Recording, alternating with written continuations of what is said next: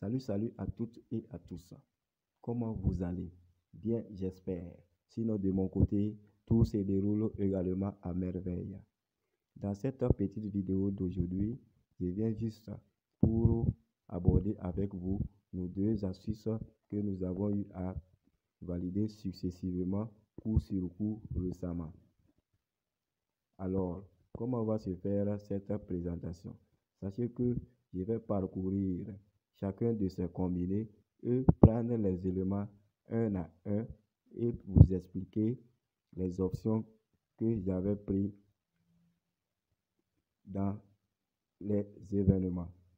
Alors, sachez que la vidéo également a été demandée par quelques abonnés qui ont souhaité que je revienne sur ces astuces afin que eux aussi ils puissent comprendre.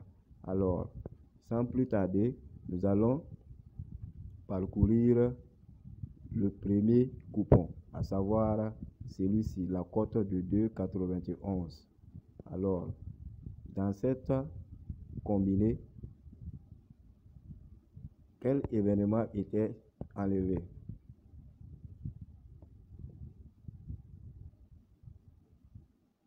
Alors, comme vous le constatez, le coupon était uniquement constitué de deux événements comme d'habitude, comme on a l'habitude de le faire. Et c'était uniquement que sur du basket, plutôt du tennis.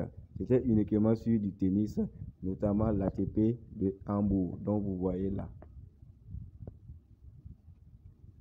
Alors, si vous constatez bien, pour ce qui est du premier événement, à savoir ce match-là, je suis allé sur un total de plus de 20,5 points pour la rencontre. 20,5 points pour la rencontre sur une cote de 1,47. Si on dit 20,5 points dans un match de tennis, il faut le plus souvent venir regarder les scores qui sont ici. Si vous constatez bien, le match s'est joué sur un 7-6 et un 7-5. Un total de ces deux scores nous donne 25. Donc, sur ce match, il y a eu 25 points pour les 2 points combinés des deux joueurs. Donc, ce qui fait que nous avons pu valider cet événement avec la cote de 1,47. Et pour ce qui concerne le deuxième match, à savoir ce match-ci, je suis juste allé sur la victoire du joueur numéro 2, à savoir Daniel Elahi Galan, sur une cote de 1,98.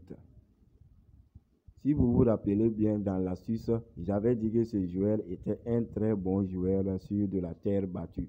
Et que comme l'ATP de Hambourg se joue sur terre battue, la probabilité pour qu'il gagne cette rencontre était très élevée, ce qui fut le cas sur un score de 6-7, 4-6. C'est-à-dire les 7 et les 6 sont ses points, ce qui lui a permis de remporter cette rencontre. Alors, après cette combinée, nous allons repartir sur la combinée suivante.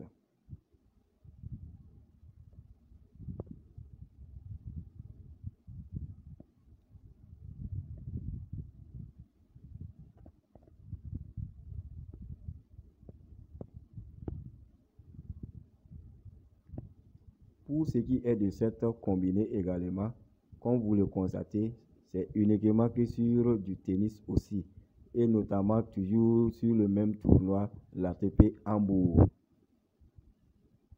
Alors, pour ce qui concerne le premier événement, à savoir ce match-là, entre Jan-Lennard Struff et Karen Khachanov, je suis allé également sur la victoire de Karen Khachanov, c'est-à-dire V2, pour ce joueur-là.